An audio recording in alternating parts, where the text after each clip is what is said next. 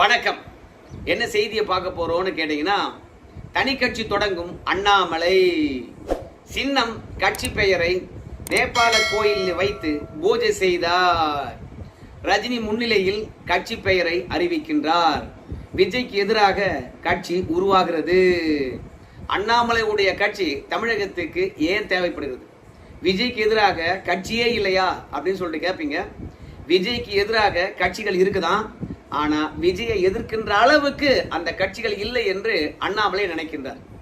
இப்ப திமுக இருக்கிறது, அது அதிமுகவை எதிர்ப்பதற்காக இருக்கிறது. அதே மாதிரி அதிமுக திமுகவை எதிர்ப்பதற்காக இருக்கிறது.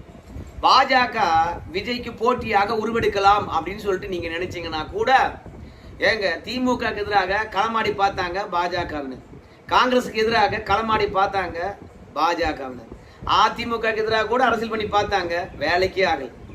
ஏன்னா பாஜக காங்கிரஸ் எதிர்ப்பு மட்டும்தான். எங்கெல்லாம் காங்கிரஸ் வலிமையா இருக்குதோ அந்த இடத்துல மட்டும்தான் பாஜக வளருது. மாநில கட்சிகள் எங்க வலிமையா இருக்குதோ அந்த இடத்துல பாஜக வளருவதே கிடையாது. அதனால தமிழகத்துல காங்கிரஸ் எந்த அளவுக்கு வளர்ந்துருக்குதோ அந்த அளவுக்கு தான் பாஜகவும் வளருது. அதை தாண்டி எந்த கொம்பனை பாஜக தலைவரா போட்டாலும் சரி, பாஜக வளர்ற மாதிரி தெரியல. அதனால விஜய்க்கு மாற்று திமுக இல்ல, அதிமுக இல்ல, பாஜக இல்ல, காங்கிரசும் இல்லை. அதனால விஜய்க்கு எதிராக விஜய் மாதிரியான சித்தாந்தம் கொண்டு, விஜய் மாதிரியே பெயர் வச்சு, விஜய் என்ன கலர்ல கொடி வச்சிருக்காரோ அதே மாதிரியான ஒரு கொடியை உருவாக்கி விஜய்க்கு எதிராக ஒரு இளைஞர் களத்துல நிற்கும் போது மட்டும்தான் விஜய்க்கு எதிரான ஒரு கட்சி உருவாகி இருக்குது அப்படின்னு மக்கள் நம்புவாங்க. ஏன்னா திமுக சித்தாந்தத்தை 75 ஆண்டு காலமாக இந்த மக்கள் பார்த்துட்டாங்க. அதனால இளைஞர்கள் பட்டாளமானது விஜய் வேண்டாம் என்றாலும் திமுக பக்கம் நகர தயங்குகின்றார்கள். அதிமுக 57 ஆண்டு காலம் அவங்களும் பார்த்துட்டாங்க, அவங்களும் அந்த பக்கம் போறதுக்கு தயங்குறாங்க. காங்கிரஸ் தேவையே இல்லை, தமிழகத்துல ஃபீல்ட் அவுட் ஆயிடுச்சு. பாஜக வளருமா என்று பார்க்கும்போது அவங்க யாராவது ஒரு முதுகுல ஏறிக்கிட்டு பயணம் பண்றாங்க. அதனால பாஜகவும் பாத்தீங்கன்னா தமிழகத்துல விஜய்க்கு எதிராக வளராது. அதனால பார்த்தார் அண்ணாமலை. தொடர்ச்சியாக பாஜக அண்ணாமலையை புறக்கணிக்கிறது. அண்ணாமலையை பொறுத்த வரைக்கும் சீமான் கூட நிதி ஆதாரம் இல்லாம, அதிகாரம் இல்லாம தமிழகத்துல தனிமையாக களமாடுகின்றார். ஆனா பாஜக எப்போதும் யாராவது ஒரு முதுகுல ஏறணும்னா அதுக்கு அண்ணாமலை என்கின்றவர் யாரு, அண்ணாமலை எதற்காக அந்த கட்சிக்கு அப்படின்ற கேள்வி அவருக்குள்ளே பாத்தீங்கன்னா எழுந்திருக்கிறது. அதனால தமிழக மண்ணுக்கு ஏற்ற மாதிரி இளைஞர்கள் மத்தியில என்ன எதிர்பார்ப்பு இருக்குதோ அந்த எதிர்பார்ப்பை பூர்த்தி செய்யற மாதிரி ஒரு கட்சியை உருவாக்க வேண்டும் என்பதற்காக அண்ணாமலை அவர்கள் நினைச்சிருக்கிறார். அதற்காக தான் நேபாளத்துல போய் கட்சி தொடங்குவதற்கான பூர்வாங்க பணியெல்லாம் எந்த விதமான டிஸ்டர்பன்ஸும் இல்லாம பார்த்துட்டு இருப்பதாக செய்தி நிறுவனங்கள் செய்தியை வெளியிடுறாங்க.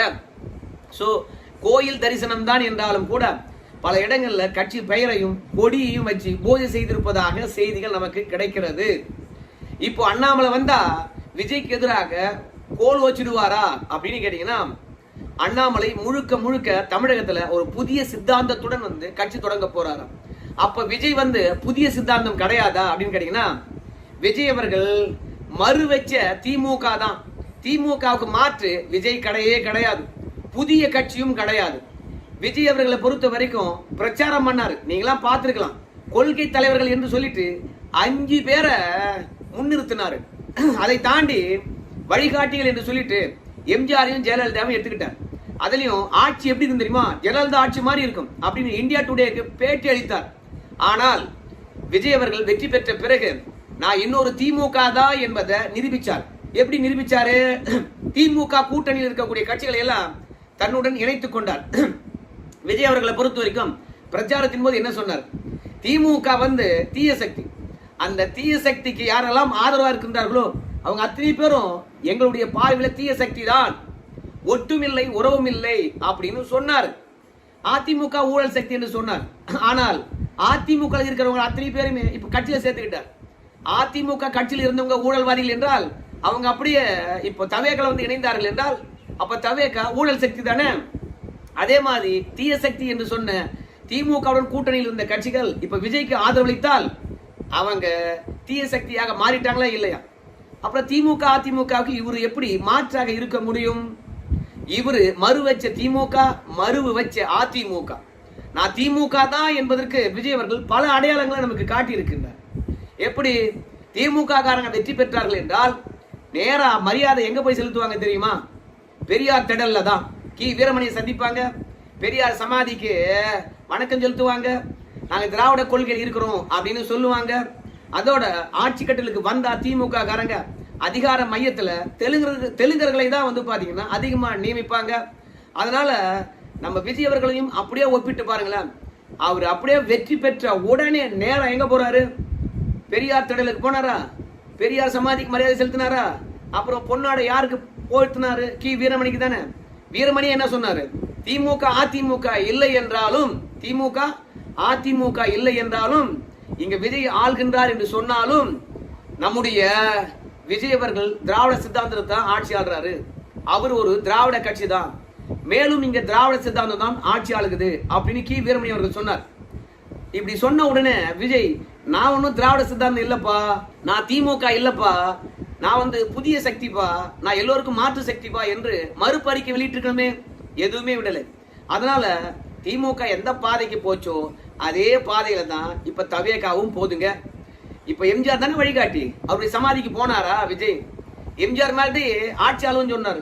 எம்ஜிஆர் மாதிரி ஆட்சி ஆளுறாரா? ஜெயலலிதா மாதிரி என்னுடைய சட்ட ஒழுங்கும் சரி ஆட்சி நிர்வாகமும் சிறப்பா இருக்கும், இரும்பு கரம் கொண்டு ஒடுக்குவேன்னாரு. ஒடுக்குறாரா? அப்படின்னா எம்ஜிஆர் ஜெயலலிதாவை வந்து முன்னிறுத்தின நம்முடைய விஜய் அவர்கள் அவங்க சமாதிக்கு போய் மரியாதை செலுத்தினாரா? அப்போ விஜய் யாரு? இன்னொரு திமுக தான். அதனால என்ன பொறுத்த வரைக்கும் விஜய் மாற்று கிடையாது அப்படின்னு ஆணித்தரமாக நம்புகின்றார் நம்முடைய அண்ணாமலை. அதனால இன்னும் தமிழக அரசியல் களத்துல மாற்றத்துக்கான விதை இருக்கிறது, மாற்றத்துக்கான தேவை இருக்கிறது. அதனால நான் வரேன் அப்படின்னு சொல்றார்.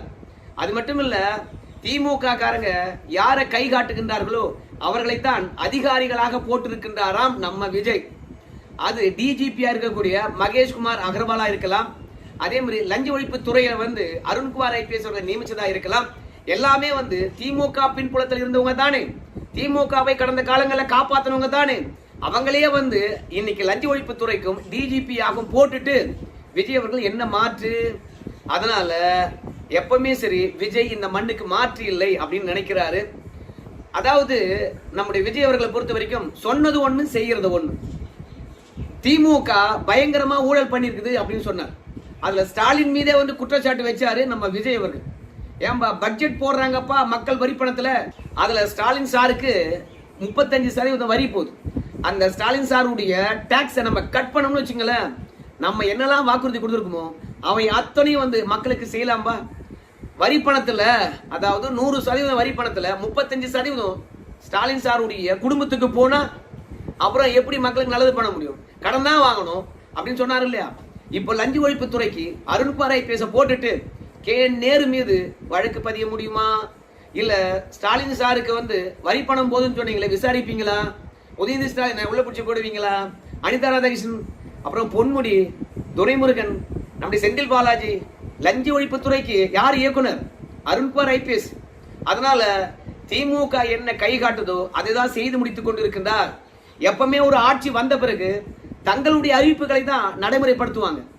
ஏன்னா நாங்க கொண்டு வந்திருக்கிற திட்டம் தான் சிறப்பான திட்டம் அப்படின்னு மக்கள்கிட்ட நிரூபிப்பதற்காக ஆட்சிக்கு வந்தாங்கன்னா அவங்களுடைய திட்டங்களை தான் வந்து பாத்தீங்கன்னா எப்பவுமே முன்னிலைப்படுத்துவாங்க, அவங்களுடைய திட்டங்களை தான் நடைமுறைப்படுத்துவாங்க. ஆனால் விஜய் அவர்கள் ஆட்சிக்கு வந்த உடனே திமுக திட்டங்களை நடைமுறைப்படுத்துறாரு. என்ன 1000 ரூபாய் பெண்களுக்கு கொடுக்குது, அதே தான் 1000 ரூபாய். அதே மாதிரி தமிழ் புதல்வன் மற்றும் புதுமை பெண் திட்டம், உயர்கல்வி படிச்சா 1000 ரூபாய் 1000 ரூபாய். ஆனா இவர் அறிவித்தாரு, அதெல்லாம் கொடுத்தாரா? கொஞ்சம் கால தாமதம் ஆகட்டங்க, இருந்தாலும் எங்க திட்டம் தாங்க நிரந்தரமா பலன் அளிக்க போகுது அப்படின்னு சொல்லிட்டு அவர் அறிவித்த திட்டத்திலிருந்து ஒன்னாவது நடைமுறைப்படுத்திருக்க வேண்டும். ஆனா அடுத்த திட்டத்தை நடைமுறைப்படுத்துறாருன்னா இவருக்கு மனசுக்குள்ள எந்த விதமான சஞ்சலமும் இல்லை. திமுக திட்டத்தை நடைமுறைப்படுத்துறோமே அப்படின்னு சொல்லிவிட்டு, என்னடா திமுக திட்டத்தையே நடைமுறைப்படுத்தணும்னா அப்புறம் என்னத்துக்கு விஜய் இந்த மண்ணுக்கு? திமுகவுல ஸ்டாலின் மட்டுமே இல்ல ஆட்சி அதிகாரத்துல, விஜய் இருக்கிறார், அவ்வளவுதான். அப்போ திமுக ஆட்சி தான் இங்க நடக்குதா அப்படின்னு சொல்ற மாதிரி இருக்கு இல்லையா? சட்ட ஒழுங்கா இருக்கலாம், இந்த சாராய கடை விஷயமா இருக்கலாம், எல்லாமே திமுக மாதிரியே இருக்குல்ல. 10 ரூபாய் வாங்கக்கூடாதுன்னு சொல்லிவிட்டு இன்னைக்கு டாஸ்மார்க் ஊழியர்கள் போராட்டம். டாஸ்மார்க் கடை மூடி இருக்குது, ஆனா அதற்கு பதிலாக தனியார் மணமகள் மன்றமானது ஜோரா நடத்துறாங்க. வரிசையில நின்று மக்கள் எல்லாம் ஒவ்வொரு பாட்டிலுக்கும் 40 ரூபா 50 ரூபா கொடுத்து அதிகமா வாங்கி குடிக்கிறாங்க.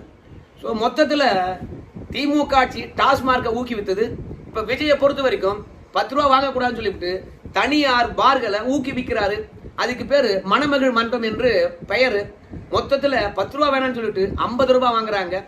ஆக மொத்தத்துல குடிமக்கள் அழிந்து போறாங்க. தமிழகத்துல எந்த விதமான மாற்றமும் கிடையாது. கனிம வள கொள்ளையானது நடக்காம இருக்கேன்னா, பெண்களுக்கு பாதுகாப்பு சூப்பரா இருக்கேன்னா, அனுதினமும் கொலைகளும் கொள்ளைகளும் பாலியல் வன்புணர்களும் சிறுவர் சிறுமிகள் பாலியல் வன்புணருக்கு ஆளாவதும் அதிகமா இருக்கா இல்லையா? அதனால அண்ணாமலை பொறுத்த வரைக்கும் எல்லாத்தையும் பார்த்தாரு. அனுபவம் இல்லாதவர்களும் நிர்வாக திறனற்றவர்களும் இன்னைக்கு ஆட்சி ஆகுதுனால இளைஞர்களும் மக்களும் வெறுப்பாய் கிடக்குறாங்க. சோ இவைக்கெல்லாம் மாற்றாக நாம மட்டும்தான் வர முடியும். ஏற்கனவே பாஜக இருந்தார் அண்ணாமலை. அதனால பாஜகவில் நல்ல கட்டமைப்பு இருக்கிறது, அண்ணாமலையால உருவாக்கி வச்சிருக்காங்க. அண்ணாமலை தலைவர் இருக்கின்ற போது நிறைய பேர் பொறுப்பாளராக போட்டிருக்காங்க. பல பேர் நயினார் நாகேந்திரன் வந்த பிறகு பாஜகவில் ஆக்டிவா இல்லை என்றாலும் இன்னைக்கு அண்ணாமலை அவர்கள் கட்சி ஆரம்பித்தார்னா பாஜக கட்டமைப்பு அப்படியே அண்ணாமலை பக்கம் வந்துடும். அதனால தமிழகம் முழுவதும் அண்ணாமலைக்கு பூத் ஏஜென்ட்டுகள் கூட உருவாகிடுவாங்க. அண்ணாமலைக்கு தமிழகம் முழுவதும் ஆதரவு அலையானது வந்துடும். ஏன்னா பாஜக இருந்ததுனால பாஜகவில் இருக்கக்கூடிய அத்தனை பேரும் அண்ணாமலைக்கு அப்படியே தாவிடுவாங்க. எப்படி விஜயை பொறுத்த வரைக்கும் நடிகராக இருந்து கட்சி ஆரம்பிச்சாரோ அந்த கட்சிக்கு ரசிகர் பட்டாளமானது எப்படி கிளைக்கழகங்களாக மாறினாங்களோ, எப்படி பூத் ஏஜென்ட் கூட போடாம வெற்றி பெற்றார்களோ, அதே மாதிரி அரசியல் களத்துல அனுபவம் உள்ளவர்கள், பாஜக சித்தாந்தம் ஏற்றவர்கள், பல தேர்தலை கண்டவர்கள்லாம் அண்ணாமலை தனி கட்சி தொடங்கினார்னா அந்த பக்கம் நகர்ந்துருவாங்க. அதனால அண்ணாமலைக்கு தொண்டர்களும் இருப்பாங்க, நிர்வாகியும் இருப்பாங்க, எல்லா மாவட்டத்திலும் பொறுப்பாளர்கள் இருப்பாங்க. அதனால அண்ணாமலையை பொறுத்த வரைக்கும் கட்சி பெயர் அறிவிக்க வேண்டியதுதான். அது விஜய்க்கு எதிராகவே அமைய வேண்டும் என்று நினைக்கின்றார். விஜய் கலர் போன்றே கொடி கலர் அண்ணாமலை உருவாக்குகின்றார். விஜய் என்ன கட்சிக்கு பெயர் வைத்திருக்கின்றாரோ அதை ஒட்டியே பாத்தீங்கன்னா பெயரும் வைக்க போகின்றார். அதிமுக திமுக எவ்வளவு சொல்றதுக்கு அழகா இருக்கு. அதே மாதிரி நம்ம விஜய் கட்சி பெயரும் அண்ணாமலை கட்சி பெயரும் ஒண்ணுத்துக்கு ஒண்ணு மாற்று மாதிரியை மக்கள் சிந்திக்கிற மாதிரி இருக்குமா? நம்ம விஜய் அண்ணாமலையை விட கிட்டத்தட்ட 10 வருடம் மூத்தவர் விஜய், 10 வருடம் சின்னவர் அண்ணாமலை. அதனால விஜயிடம் இருக்கக்கூடிய இளைஞர்களை தாண்டி அண்ணாமலையிடம் தான் இளைஞர்கள் அதிகமா இருப்பதற்கான வாய்ப்பு இருக்கு. விஜயிடத்துல இளைஞர்கள் இனிமே போறது கொஞ்சம் குறைஞ்சிடும். ஏன்னா அடுத்த கட்ட இளைஞர்கள் அண்ணாமலையுடைய சித்தாந்தத்தை தான் பின்பற்றுவார்கள். இளைஞருக்கான ஒரு வாய்ப்பாக தான் இருக்கும். அதனால இனி எதிர்காலம் விஜய் அண்ணாமலை இந்த இருதுருவ அரசியலாக மாற்ற வேண்டும் என்று நினைக்கின்றார். தொடர்ந்து பாஜகவில் புறக்கணிப்பு, எவ்வளவு சொல்லியும் ஏற்றுக்கொள்ளவே மாட்டுறாங்க. தமிழ்நாட்டு அரசியல புரிந்து கொள்ளவே மாட்டுறாங்க. அவங்க எப்போதுமே சரி, எங்க காங்கிரஸ் இருக்கிறதோ அந்த காங்கிரஸை வீழ்த்த வேண்டும் என்பதற்காகவே வேலையை பார்க்கறாங்க. அதனால தமிழ்நாட்டில் தேர்தல் நடந்து கொண்டே இருக்கிறது. மகளிர் மசோதாவை கொண்டு வராங்க, தொகுதி மறுவரைய மசோதாவை கொண்டு வராங்க. தமிழ்நாட்டில் திமுக எந்த அளவுக்கு பாஜக எதிராக வேலை பார்க்குதுன்னு தெரியும். அதனால பாஜக பொறுத்த வரைக்கும் தமிழ்நாட்டு மக்களுடைய அரசியலை புரிந்து கொள்ளவே இல்லை. அவங்களாக இருந்து அழிவதை விட தனியாக கட்சி தொடங்குவதே மேல் என்று தனியாக கட்சி தொடங்குகின்றார். இரண்டாவது, பாஜக போகின்ற வழியும் அண்ணாமலைக்கு ஏற்புடையதாக இல்லை. ஏன்னா அவங்க திமுகவை நோக்கி போகின்றார்கள்.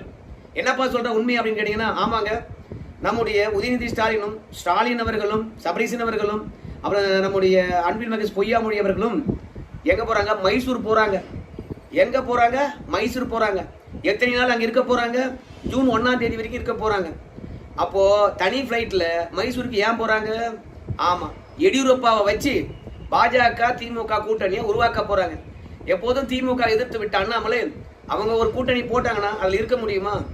அதனால திமுக பாஜக கூட்டணியை அண்ணாமலை விரும்பாத காரணத்தினால தனி கட்சியும் தொடங்குறார் என்று சொல்றாங்க. அதே மாதிரி விஜய்க்கு எதிராக ஒரு கட்சி உருவாக வேண்டும் என்ற தேவை இருக்குது. அதை தான் மட்டுமே பூர்த்தி செய்ய முடியும் என்று நினைக்கின்றார்.